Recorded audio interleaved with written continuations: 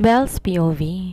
Napakulot nung ako na mapansin ang email ni Damian sa akin. From Damian Villarreal to Belle Ramirez Villarreal. Subject, task for today. Meet me in my office at 2 p.m. sharp. Huwag kang malilate. Napairap ako. Aba, boss mode na naman si Mr. Perfectionist. Akala mo kung sinong CEO/tyrant kung umasta. 2:00 na at wala akong choice kundi maglakad papunta sa opisina niya. Bago ko pumasok, nagbilang muna ako ng pabaliktad sa isip ko para pigilan ang sariling patulan siya agad. Huminga ako ng malalim bago binuksan ang pinto at syempre, nandun siya. Nakaupo sa malaking leather chair na parang isang hari sa trono. His sharp suit and cold demeanor made him look like a walking, talking iceberg. Napatingin siya sa relo niya bago itaas ang kilay. Late ka ng 2 minuto. Napairap ako at sumandal sa pinto. Wow, Damian, 2 minutes? Ikaw na talagang hari ng pagiging mahigpit sa oras. Hindi ko kasalanan na hindi mo kayang sumunod sa simpleng instruction. Malamig niyang sagot habang inaayos ang cufflinks niya. Napasinghap ako. Excuse me? You called me here pero wala ka man lang pasabi kung tungkol saan. Tama ka. Tinawag kita rito para ibigay ang unang official task. Napataas ang kilay ko.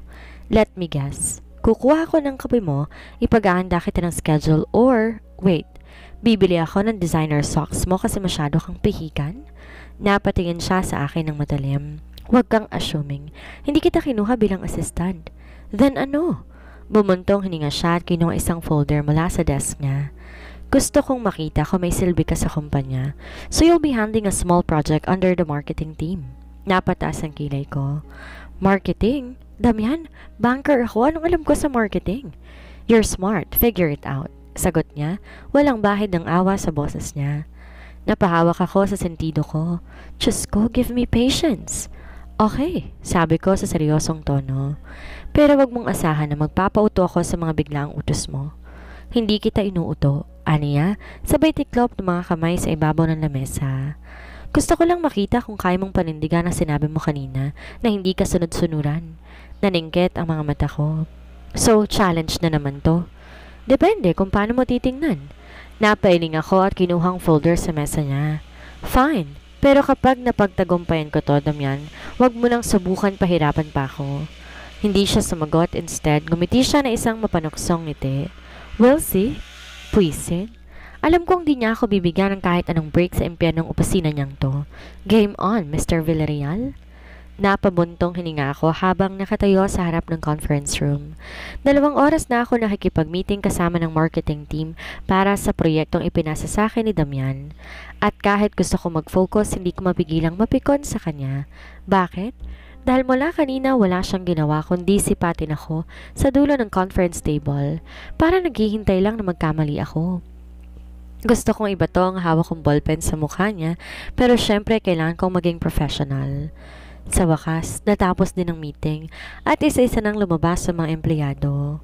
Kukunin ko sana mga gamit ko para umalis nang bigla marinig ko ang boses ni Damian sa likuran ko. Ang bagal mong magdesisyon kanina, malamig niyang puna. Napairap ako bago siya hinarap. Well, sorry kung hindi ako sanay sa marketing gaya ng gusto mong palabasin.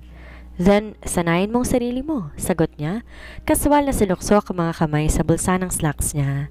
Hindi pwedeng mabagal kang mag-isip sa industriyang to, Belle. Napahagat ako sa loob ng pisngi ko para pigilan ang sariling sumigaw.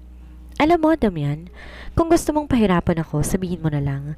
Kasi mukhang ilang dahilan kung bakit mo ako pinasok sa trabahong to eh. Kung pahirapan ang gusto ko, ipasok na lang kita sa finance department. Sagot niya, ang tinig puno ng panunuya. Mas mahirap yon, di ba? Bank teller ka naman dati. Naningkit ang mga mata ko. You! Alam mo, Damian, minsan, hindi ko alam kung sadya kang nakakainis o talagang wala kang social skills. Umiti siya pero halatang hindi yon ngiti ng kasiyahan. Mas smirk na isang lalaking sanay mang-asar. Wala naman akong balak makipag-socialize sa'yo. Business lang to. Napasinghap ako sa inis. Kung business lang to, bakit mo ako pinakasalan? Tumigil siya sa paglalakad. Tumingin sa akin na may bahagyang gulat sa mga mata niya bago yon agad napalitan ng malamig na ekspresyon. Alam mo na ang sagot dyan. Mahinahon niyang sagot. At kung gusto mong makalabas dito nang hindi tuluyang nawawala ng dignidad, gawin mo ang trabaho mo ng maayos. Huminga ako ng malalim. Nilabanan ng bugso ng emosyon na gustong sumabog sa loob ko. Fine. Sagot ko at nilagpasan siya at tuloy-tuloy na lumabas ng conference room. Pero sa bawat hakbang ko, lalo kong naramdaman kung gaano ko gustong patunayan sa kanya na mali siya sa iniisip niya. Game on, Damian Villarreal. Hindi mo ako kayang patumbahin ng ganun lang. Wala pang isang buwan sa trabaho, pero pakiramdam ko, 3 taon na ako nagtatrabaho sa ilalim ni Damian Villarreal. Hindi ko sinasabi to bilang papuri. Nasa opisina ako ngayon. Nakaupo sa lamesa ko sa marketing department. Pilit nilalabanan ng sakit ng ulo dulot ng boss ko na walang puso. Kaninang umaga lang, nagpadala siya ng email na punong-puno ng red marks at comments sa report na ipinasa ko kahapon. At ang pinakamasaklap, walang kahit anong constructive criticism. Puro na lang, not good enough. This is mediocre. You can do better. Talaga?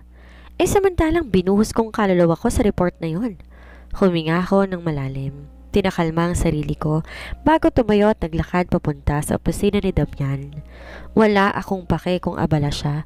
Kailangan ko ipagtanggol ang dignidad ko. Pagbukas ko ng pinto, nadatnan ko siya, nakaupo sa swivel chair niya. Busy sa pagbabasa ng isang dokumento. Hindi man lamang siya tumitingin sa akin. May kailangan ka? Nilapag ko ang report ko sa mesa niya, medyo malakas. Ano to, Damian? Report mo, sagot niya nang walang emosyon. Alam kong report ko to, pero ano tong mga comments mo? Ang harsh mo masyado. Sa wakas, tinignan niya ako. Hindi mo ba gustong malaman ng totoo? Hindi ako makaka-improve kung puro panlalait lang matatanggap ko. Sagot ko, naniningkit ang mga mata. Wala man lang kahit isang magandang sinabi dito. Nagdagpo ang mga mata namin. So gusto mo bulahin kita? Gusto ko lang ng matinong feedback. Umangat ang isang kilay niya. Fine. Masyado kang pasikot-sikot sa pagsulat. Direktahin mong punto. Huwag kang masyado mag-focus sa aesthetics. Mas importante ang laman. Higit sa lahat, huwag kang magpadala sa emosyon sa pagsusulat ng isang business report. Hindi to blog post, Bel. Napanganga ko. So kaya mo ako tinatad ng red marks kasi masyado akong expressive? Isa sa mga dahilan. Ano niya, inikot ang ballpen sa pagitan ng mga daliri niya. Napailing ako. You know what? Akala ko dati, pinaka-toxic lang na trait mo pagiging perfectionist. Pero ngayon, alam ko na. Damian, sadya kang nakakairita. Ngumiti siya, isang nakakainis na smirk. Salamat sa compliment. Hindi yun compliment. Whatever helps you sleep at night, sagot niya. Sabay lingon sa relo niya. By the way, may investors meeting tayo mamayang hapon. Sumama ka. Napakunot ang noo ko. Ha? Bakit ako sasama? Dahil may matututunan ka doon. Isa ka ng opisyal na parte ng kumpanya, hindi ba? Kailangan mong makita kung paano gumalaw ang negosyo. Akala ko nasa marketing lang ako. Akala mo lang yon. Napahawak ako sa sentido ko. God, give me patience. Magdala ka ng notebook. Ayoko ulitin pa sa'yo mga bagay na madali namang isulat, dagdag niya, bago bumalik sa pagbabasa ng papel sa harapan niya. Parang tapos na ang usapan. Napairap na lang ako at lumabas ng opisina niya, ramdam pa rin ang inis. This is war, Damian. Hindi mo ko basta-basta matitinag. Seryoso ba talaga tong si Damian? Investors meeting? Ako? Bakit?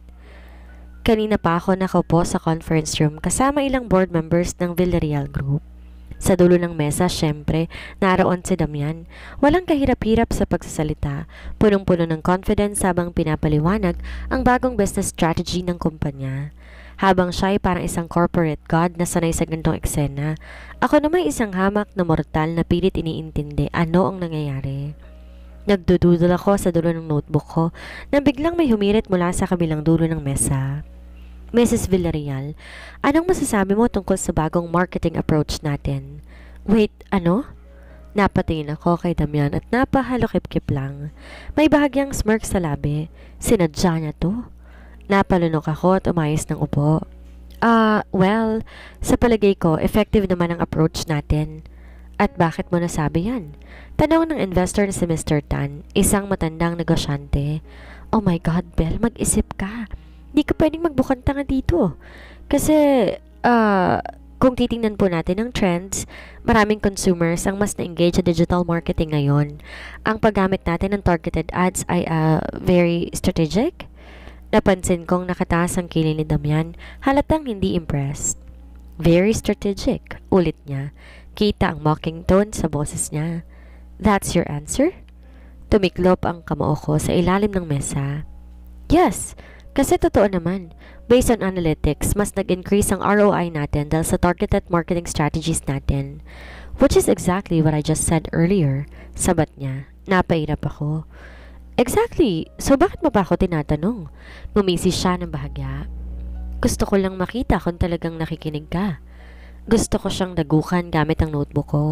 Ang ilang investors nagkibit balikat lang at ibinaling ulit ang atensyon sa presentation. Ako naman kiniyom ang kamay sa kandungan ko. Desperately pinipigilan ang sariling magwala. Matapos ang meeting, agad akong sumunod kay Damian palabas ng conference room. Ikaw, sinadya mo yun. Nagpatuloy siya sa paglalakad, hindi man lang lumilingon. Sinadya ang alin? Huwag kang painosente. Pinigilan ko siyang maglakad, hinawakan ang braso niya.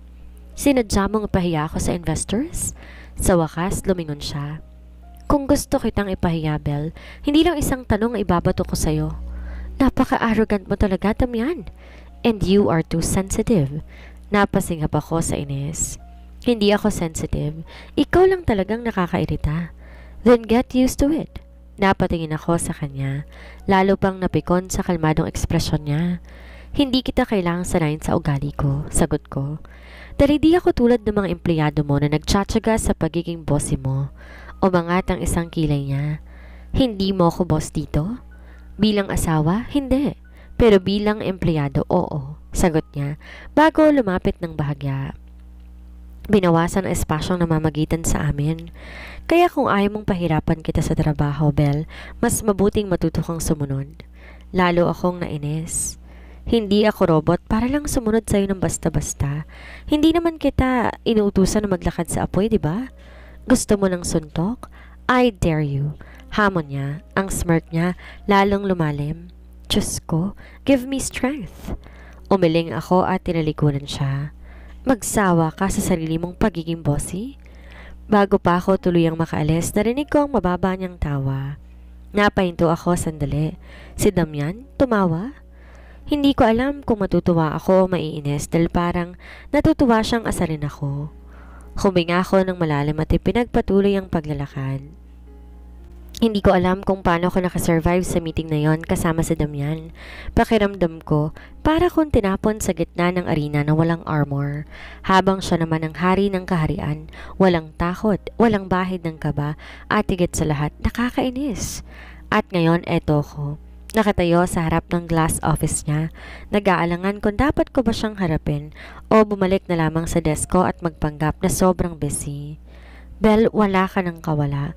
Harapin mo na lang ang demonyo. Huminga ka ng malalim bago kumatok. Come in. Binuksan ko ang pinto at agad akong sinilubong ng malamig niyang tingin.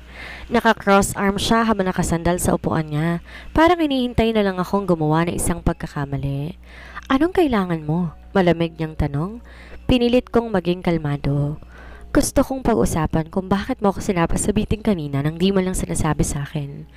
Akala ko ba gusto mong magtrabaho dito? Sagot niya, may bahagyang iritasyon sa boses.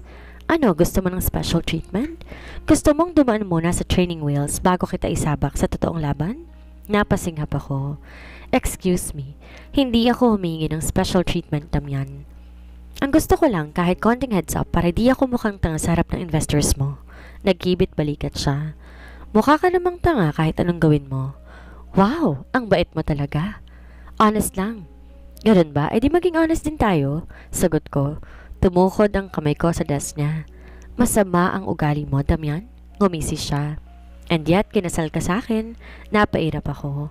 Huwag mo kong paalalahanan, please. Tumayo siya mula sa upuan niya. Naglakad palapit sa akin. Ang mga mata niya puno ng pangungutya. Ano ba talagang gusto mo mangyari, Bel? Simple lang, sagot ko. Hindi umatras kahit unti-unti niyang binabawasan ang distansya namin. Gusto ko ng professional boundaries. Hindi mo ako pwedeng itapon sa sitwasyon ng hindi ako handa. Umiling siya.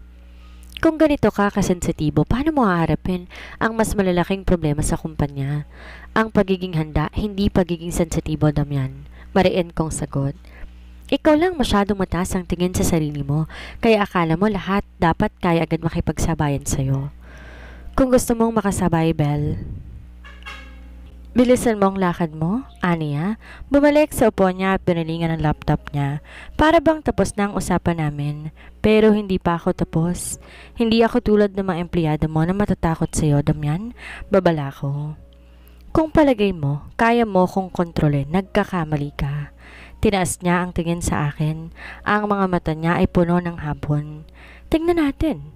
Isang malalim na hininga ang pinakawalan ko bago ko siya tinalikuran. Pero bago pa ako makalabas, narinig ko ang bulong niya, mababa. Halos hindi ko na marinig. Hindi ka man lang nagpapasalamat dahil tinanggap kita sa kumpanya? Napaitu ako. Napakunot ang noo ko. Dahan-dahan akong lumingon. Ano yon? Umiling siya. Nothing. Huminga ako ng malalim bago muling humakbang palabas. Pero sa loob-loob ko, hindi ako makapaniwala. Nagpaparinig ba si Damian Villarreal? Gusto ng thank you? Tumaas ang isang kilay ko habang naglalakad pabalik sa desk ko. Interesting. Belle's POV. Isang malalim na buntong hininga ang pinakawalan ko habang patuloy na nagbabasa ng report na hawak ko. Halos matuyuan na ako ng utak sa dami ng terms na hindi ko pa rin lubos na naiintindihan. Nakasubsob ako sa mga papeles habang naglalakad sa hallway. Tahimik ang paligid, karamihan sa mga empleyado busy sa kanya-kanyang gawain. Kahit paano pakiramdam ko natuto na akong mag-adjust sa ganitong environment. Pero syempre dahil mukhang tahimik ang buhay ko sa loob ng opisina, kailangan may manggugulo. Isang malakas na banggaan ang naramdaman ko. Nagkalat ng hawak kong mga dokumento sa sahig. Oops! Isang pamilyar na boses ang narinig ko, puno ng sarkasmo. Kumulo agad ang dugo ko bago ko pa siya makita. Dahan-dahan akong tumingin pataas at doon, tumambad sa akin isang mukhang wala ng ibang ginawa kundi manggulo ng buhay ng may buhay, si Yumi-chan. Naka-cross arm siya, nakataas ang isang kilay, may mapanuksong ngiti sa labi.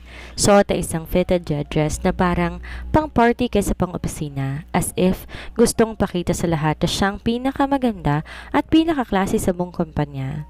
Di ako agad nagsalita. Pinilit kong lulukin ng inis kahit pang gusto ko nilang gawin, sabunutan siya sa gitna ng hallway. Ay, sorry Belle. Aniya, peke ang tono ng pagsisisi. Hindi kita nakita. Matalim ko siyang tiningnan.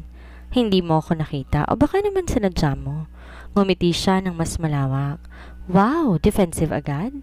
Huminga ako ng malalim, pilit pinapakalma ang sarili ko. Isa to sa mga pagkakataong gusto kong maging tunay na asawa ni Damian para lang magamit ang kapangyarihan niya at ipatanggal itong babaeng to sa kumpanya. Pwede bang tumabi ka na lang kung wala kang balak tumulong? Malamig kong sabi bago ko yumuko upang pulutin ang mga papel. Pero imbes na lumayo, lalo pa niyang tinapakan isa sa mga papel na nasa sahig. Lalo akong nainis. Alam mo, Belle, aniya, habang pinaglalaro ng isang daliri ng buhok niya, hindi ko pa rin maintindihan kung paano mo nakuha si Damian. I mean, seriously? Napailing siya, kunwari naguguluhan. Si Adrian nga hindi mo napanatili, paano pa kayang isang katulad ni Damian Villarreal? Nanikip ang dibdib ko sa inis. Muli akong tumayo at hinarap siya. Huwag mong idadamay si Damian sa isya mong yan, Yumi. At isa pa, wala akong balak magpaliwanag sa'yo. Hindi mo lang kaya dahil alam mong totoo, di ba? Tumawa siya ng peke. Admit it, Belle. You're just playing house with Damian. Pero in the end, ikaw pa rin ang talo. Hindi mo siya kailanman mapapaibig. Nagtagi sa mga bagang ko. At anong pake mo kung hindi? Simple. Buwaba ang boses niya, puno ng panguyam. Dahil kahit anong gawin mo, ikaw pa rin ang babae na hindi kayang ipaglaban ng kahit sinong lalaki. Parang sinuntok ako sa sikmura sa sinabi niya, pero imbes magpatalo, ngumiti ako ng matamis. Ganun ba? Bakit mukha kang threatened? Saglit siyang napatigil. Kita ko pa ang bahagyang pagkataranta sa mukha niya bago niya agad to tinago sa likod ng kanyang pilit ng ngiti. Ako? Threatened? Sa'yo? Tumawa siya ng malakas. Belle, please. Kung meron mang magtatagal sa tabi ni Damian, ako yon. Sa ngayon, ikaw lang favor of the month. Nag-init ang ulo ko pero pinilit kong wag patulan. Ngumiti ako ng matamis bago lumapit sa kanya. Bagyang iniiwasan ang paa niyang nakatatak pa rin sa mga papel ko. Kung ako lang favor of the month, edi dapat lang sulitin ko, hindi ba? Bulong ko sa kanya. Ikaw kasi hanggang ngayon nagmamatigas ka pa rin eh. Hindi mo matanggap na ikaw ang tinapon. Nakita ko ang bahagyang pagpitlag ng mata niya bago niya ako itinulak papalayo. Mag-ingat ka, Belle. Bulong niya, ang mga mata puno ng babala. Dati, kapag akong gumante, hinding-hindi mo magugustuhan ang resulta. Napangisi ako. Subukan mo. Nagkatitigan kami ng ilang segundo bago siya nagbaling ng tingin at tinalikuran ako. Nang tuluyan na siyang lumayo, saka ko napabuntong hininga. Nanginginig ang kamay ko, hindi sa takot, kundi sa galit. Napako ang tingin ko sa direksyon na pinaglakaran ni Yumi. Pilit pinipigilan ang panginig ng aking kamay. Yun na siguro ang pinakamatinding bangayan na naranasan ko sa buong buhay ko. Kung hindi lang dahil sa pride ko, malamang nasampal ko na siya sa harap ng buong kumpanya. Pero hindi ako pwedeng magpatalo. Pinulot ko ang mga nagkalat na dokumento sa sahig. Pilit binabalik sa kaayusan ng sarili ko. Kailangan kong itago ang inis at huwag hayaang makasira sa araw ko ang walang hiyang babaeng yon. Belle. Napapitlag ako nang marinig ang malamig at matigas na tinig ni Damian. Dahan-dahan akong tumingala at dun ko siya nakita. Nakatayo ilang hakbang lang ang layo mula sa akin. Naka-cross arm siya. Seryoso ekspresyon na tila sinusuri ako mula ulo hanggang paa. Sir? Naputol ang boses ko na makita kong may kasama siyang dalawang executive. Napahagat-labi ako. Ano na naman bang kaswertehan ito? Tumikim si Damian bago siya lumapit at tumayo mismo sa harapan ko. Ano to? Tinuro niya ang mga papel sa kamay ko. Bakit nagkalat ang report sa sahig? Parang gusto kong manlumo sa mismong kinatatayuan ko. Napaatras ako ng bahagya sa kapilit na nag-compose ng sarili. Nabundo lang po ako, sir. Nakita ko na bahagyang tumaas sa isa niyang kilay. Alam ko hindi siya naniniwala, lalo na nang dumapo ang tingin niya sa direksyong pinaglalakaran ni Yumi. Muli akong napaigtad nang dumampi ang kanyang malamig na titig sa akin. Bakit hindi mo pinabayaan ang assistant mo na magpadala ng reports? Alam mong may meeting tayo, hindi ba? Napakurap ako. Ano? Assistant? Napatingin ako sa kaliwa at kanan ko, pero tila ako lang kausap niya. Ako po ba? Naningkit ang mata niya. Ikaw lang naman ang asawa ko rito, hindi ba? May narinig akong pigil na hikab mula sa isa sa mga executives. Alam ko, nagpipigil lamang silang matawa. Naparunok ako bago ko inayos ang hawak kong papel. Pasensya na, hindi ko naisip na pwedeng ipa-assist na lang to. Matalim ang tingin ay binibigay sa akin ni Damian bago siya muling tumikim. Huwag mong uulitin. Hindi na ako nakasagot. Tumalikod na siya at naglakad papalayo kasama ng mga executives. Pero bago siya tuluyan na mawala sa paningin ko, narinig ko ang mahinang bulong niya sa isang assistant. I want the CCTV footage of what happened here. Hindi ko alam kung matutuwa ako na mukhang concerned siya sa nangyari o maiinis dahil mukhang gusto niya lang akong pagalitan.